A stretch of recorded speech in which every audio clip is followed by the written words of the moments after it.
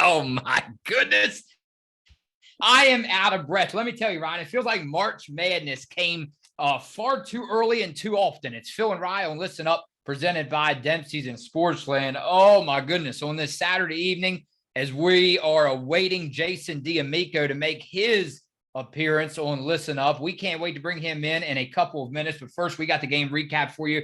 Ryan, I know this is like a split decision, like the meals you get at IHOP, right? It's a split decision because I saw the first half where you saw the second half. So I'm going to turn it over to you to take care of the second half of this.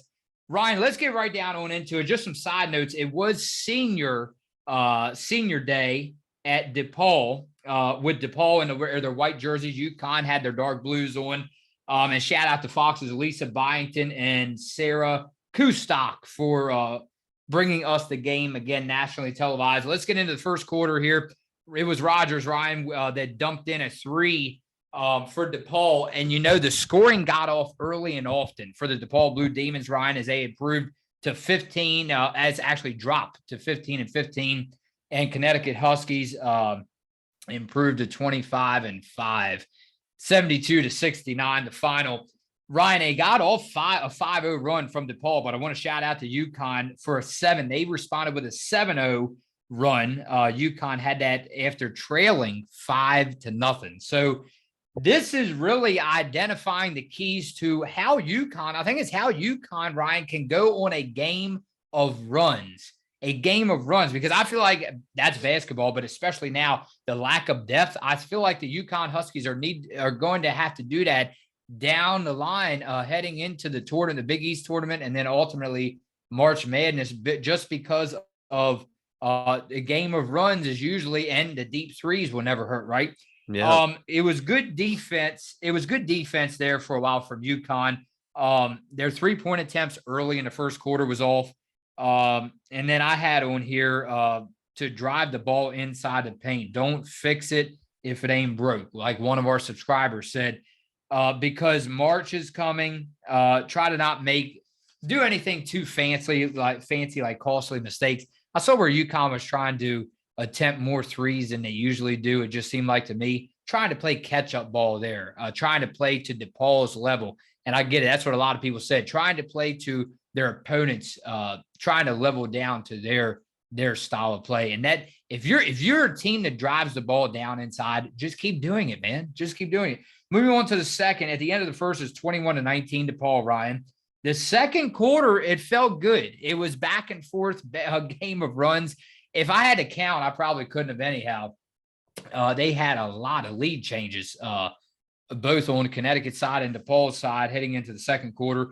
Ducharme, she had good awareness, deflecting passes right there as the second quarter got underway. 22-21 UConn. Mule hit a big three. And she's, they made a good point on Fox Sports. Ryan, Nika Mule was shooting over 38% from 3-point range. I would, if I was Gino, man, I would try to draw up some more plays to get that ball into Nika Mule's hands a lot more often. Nika Mule's hands a lot more often. And I know you have a big storyline for Nika Mule in that fourth quarter because, boy, did she come up clutch. And again, it was Morrow. Kiki Remmer for DePaul did a great job in transition all day long. 28-27, Peoples-Jones had a big three later on in that second quarter. And actually, the free throw attempts, DePaul was actually heading into halftime. DePaul was 2 for 2, 7 of 8 for UConn. So again, not that shaky on either side. Both teams were doing a great job on their free throw attempts. And Ryan, by halftime, Dorka, I actually wanted to point out, Dorka had a very scary injury there in the in the first quarter. Her right ankle, she twisted it up. Let's just go ahead and say right now it was a non-contact injury, so we don't have the rumors swirling around about dirty ball. But yeah, she went down, and it took her a good minute or two to actually get helped up off the floor. Paige Beckers and Gino and company helping her, assisting her to the side. So luckily she did come back. I believe it was the third quarter, Ryan, and you can take over after this. But at halftime, 37-37 tie ball game. And a lot to be said. And we want to bring in, after you talk, we want to bring in Jason D'Amico to see what his thoughts are. And a game that was looking like a loss. All I have to say is thank goodness for Caroline Ducharme, Nika Mule, and Dorka Juhas, obviously, for returning. But again, the big storyline, keep your eye on Dorka Juhas heading down the stretch for sure, because she, to me, I said it over and over before, she is the secret warrior to this ball team. Again, good job. The Huskies limited the turnovers, especially after halftime. And again, Ryan, a game that looked like a loss. And this was, again, great. I know we would love to see blowout wins, if you will. But I can tell you right now, Ryan, these are good tests. You can't ask for much more as long as you're on the winning side when you have these 2 to 3 point wins, especially around this time of the year, because the lack of depth that Connecticut has. So it might be scary, but as long as UConn can come out on the bright side, these are some very good ball games. To me, this sets them up for a very, very testy March. Yeah, and kind of like you said, beginning in that third quarter, they struggled a little bit with turnovers, but after that, I think UConn did a good job in the third and especially in the fourth quarter with taking care of the ball, and that was a major reason why they were able to come back in the fourth and somehow win this game. But I'd want to talk about Dorka Juhas for a little bit. You talked about the scare in the first quarter with her ankle. The other week, she twisted it in practice and played almost the whole game after that, the day after. So just an all-out effort from her. Of course, the whole team, but Dorka Juhas, for her to be out there, her ankle has to be hurting. It has to be at least uncomfortable, if not anything. But just her fighting for rebounds, being physical in the paint still, with her going down with that injury, was just pretty incredible to me. And that was pretty amazing to see the effort that she was put in for this team. Mm-hmm. And just like in the first half, the third quarter was really even, like you said, both teams fighting on defense, playing really tight defense, and both teams, I think, showed a lot of energy and effort, which was really good to see out of UConn today. I think they matched DePaul's energy and effort, which again was a big reason that led to the win as well. DePaul ended the quarter on an 8-2 run. They were looking pretty good at the end of the third, put them up by seven points, which was the largest lead of the game by any team. It was going to take a lot. It was going to take a whole lot for UConn to come back and win this game. But Anissa Morrow was dominant the whole game, especially in the fourth quarter. Really, really hard to stop her. She really turned it up there in the final couple minutes. But UConn started driving the ball, being more aggressive, which led to them tying the game eventually. But I wish they would have drove the ball a lot more in this game and got to the rim. Of course, they had to wait until about the last 3 minutes to do that, but they started to play what I like to call bully ball, and it really did work for them. Aaliyah Edwards hit a huge bucket inside before she fouled out of the game, which put UConn up by 2 points. Nika hit a huge three-pointer, but that was part of a 9-0 run to put UConn up. But they did turn the ball over with about 10 seconds left, and Dorka ran down the court. Of course, UConn did it. They played good defense on Morrow, denying her of the ball. Dorka got in there, forced a jump ball, which gave the ball back to UConn. And again, Nika Mule came up with 2 clutch free throws, and somehow, some way, UConn fights back and comes back in the fourth quarter for a 72-69 win. All right, let's go and bring in Jason Let's bring him D'Amico, and see what he has to say about this big, big UConn victory so late in the season as we are awaiting his appearance. And hopefully, Ryan, we get there he is. There he is. Jason D'Amico, you're live on Listen Up. How you feeling, brother?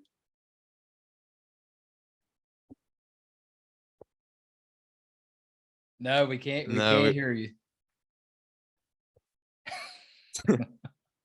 He said just a second while he gets his volume straightened out, Ryan. Ryan, how about one comment while he Can you hear me? There There he we is. go. There you go. are. There you he go. is. I had to turn the mic on. Hey, Jason, it's a pleasure. Thank you What's so up, fellas, much man? How are you? for joining We're us. Hey, good, not we're too good. bad. Not too You bad. guys are in trouble. You're all in trouble now, man. I got you. We're here.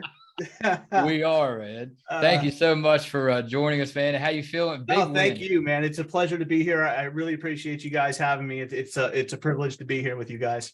No problem. Ryan, go ahead. And I can't wait, especially for you and Ryan to discuss this one. I mean, I have my notepad out just because of Jason D and Miko on the show, on this episode after a big victory. Ryan, what questions, Ryan, do you have for him? And again, I want to start off just by the play of Anissa Morrow, Jason. I know Ryan and I actually gave our take before you hopped on with us, just so you wouldn't be here awkwardly just staring at us the whole show.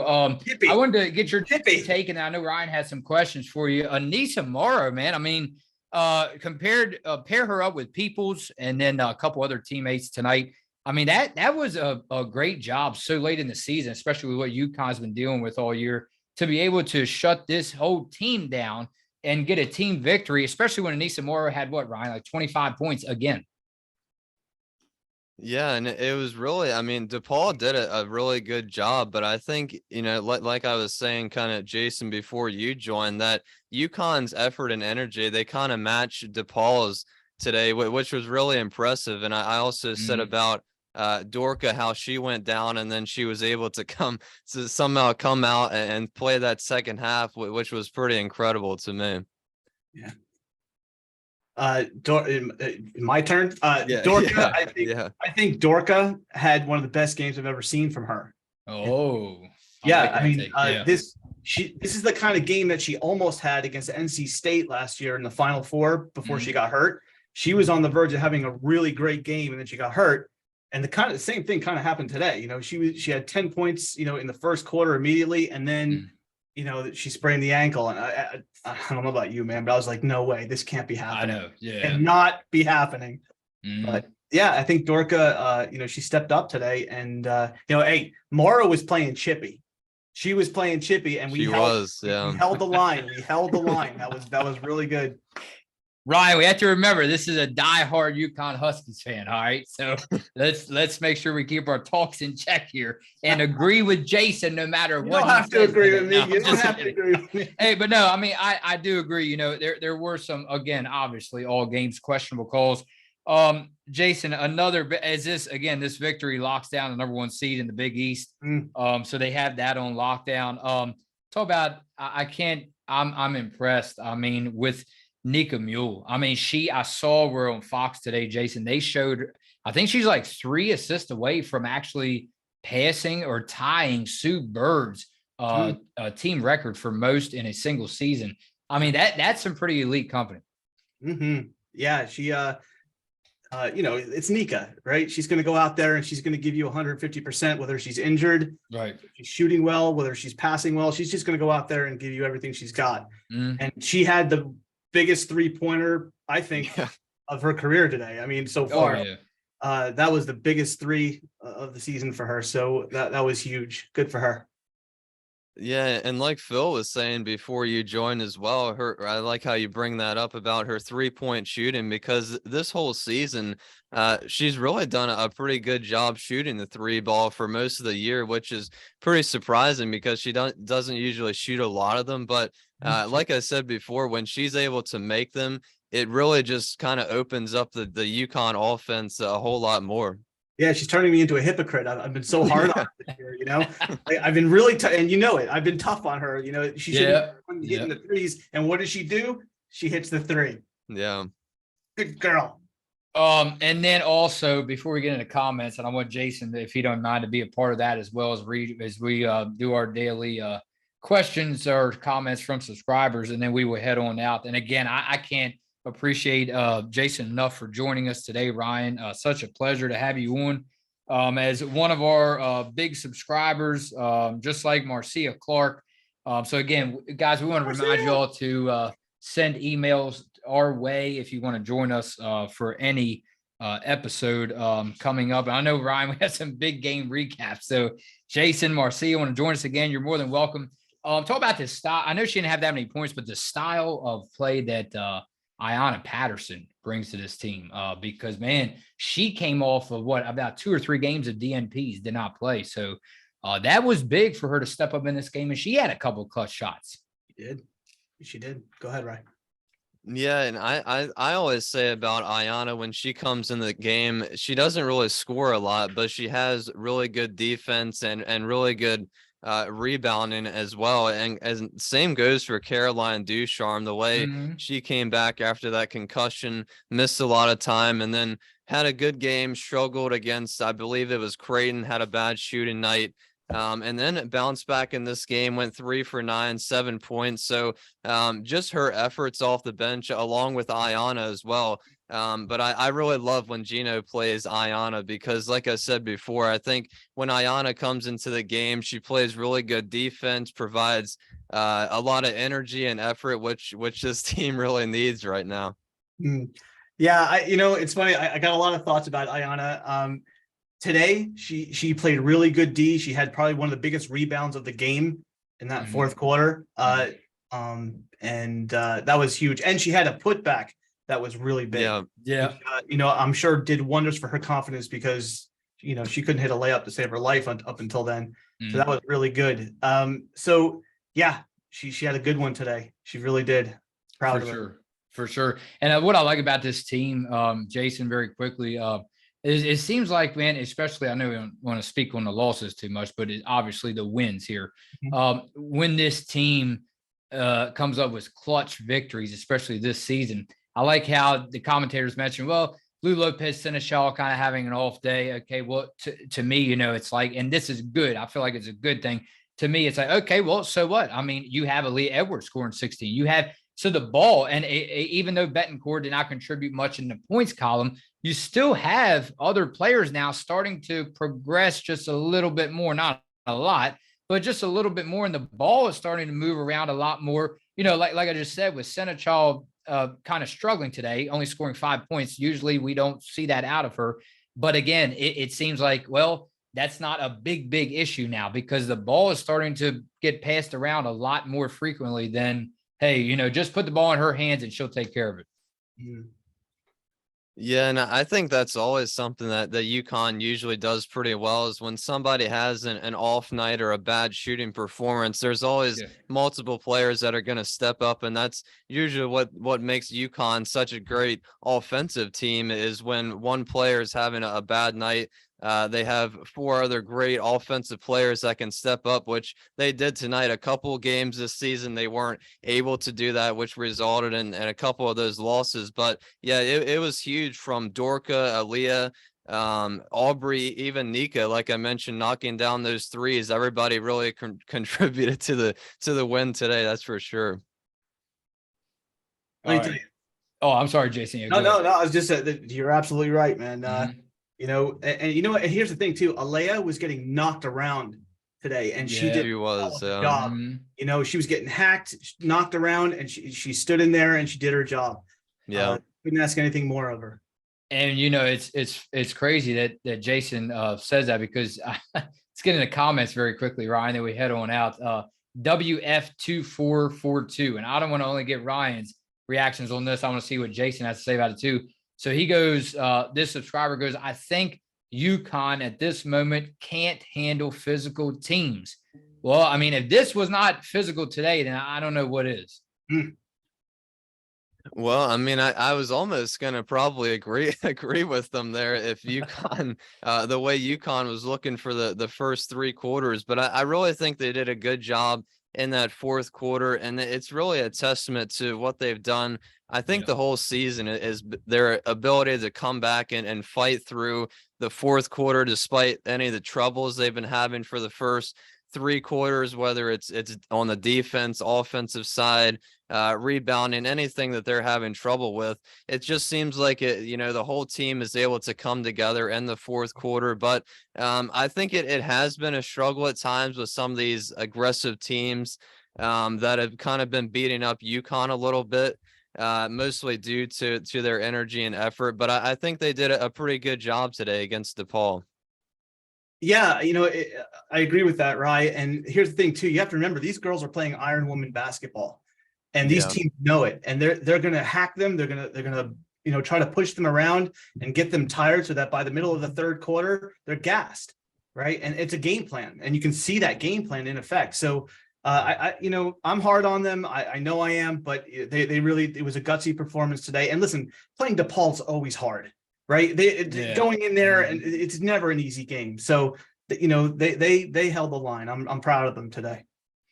And time for one more, Jason. How about let's skip over to oh my, Iggy. I was going to read Iggy's comment. That's far too long. We're running out of time here.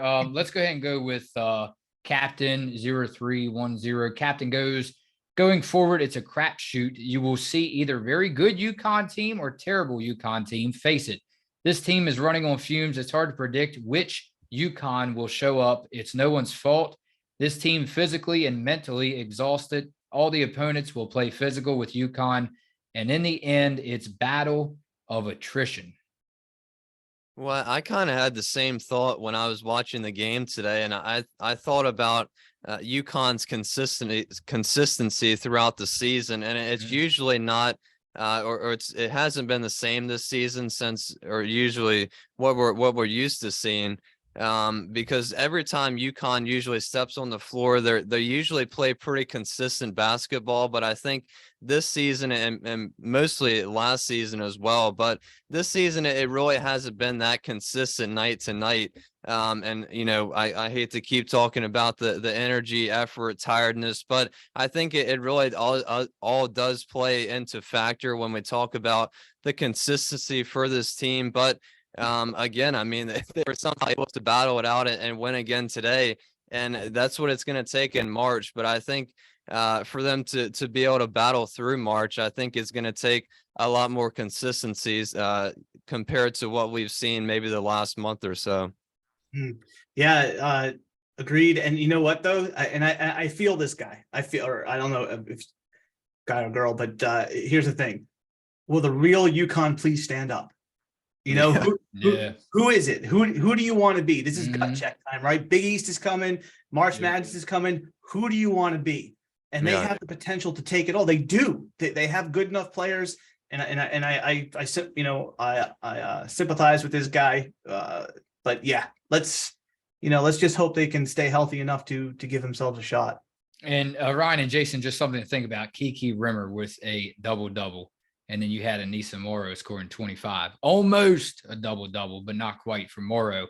So that's very interesting. Something to keep in mind, no matter what happens down the stretch, because this UConn Huskies, in a sense, is for real. And I mean, I don't want to get Jason fired up here, but we all know there's some other elite teams in this tournament coming up, especially March Madness. But yeah, at the same time, just keep that in the back of your mind. I mean, this UConn Huskies team, like Jason said, they're capable. Whether they bring it or not, that's the question, but they're capable. I mean, again, Rimmer, double-double, Anissa Morrow, 25 points. UConn still wins it by 3. You know what? We're at the stop right there, Ryan. Jason, just very quickly, I have to ask you, and again, thank you for coming on with us. We would definitely keep in contact with you. And then if you want to join us ever again, you let us know, especially during the off season, because we run out of stuff to talk about so frequently. Are you going to be at that Xavier and Connecticut game, the regular season finale? I doubt it. I'm going to make it. I doubt it. My work keeps me really busy, fellas. Okay, well, we just wanted to check in with you. I would love to be there, though. I tell you that. For sure. Ryan, next stop, Gampel Pavilion. We finally reached the finish line as far as the regular season finale. It's the Musketeers and the Huskies, Ryan, on Monday. We'll be right back here for the last check-in on Sunday. And again, Jason, we appreciate all your hard work, because hey, that is actually, they think that Ryan and I work hard. That's hard work for you, actually, just coming through, watching us and commenting, because we really appreciate that a lot. My pleasure. It's fun, fellas. You guys are great. All right, Ryan, I will see you Sunday. And Jason, we will stay in touch. Listen up with Phil and Ryan. Thanks, Jason. UConn.